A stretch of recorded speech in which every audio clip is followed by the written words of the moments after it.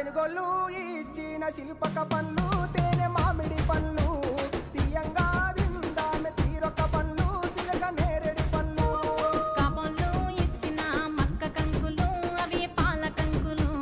కాల్చుకొని తిందాము కందికాయలు పచ్చి పల్లికాయలు గుజారి గుజారి మామిళ్ళ కిందో నల్ల మామిళ్ళ కింద కుసుమరోళ్ళేసిన కుందన బొమ్మ అది కుందన బొమ్మ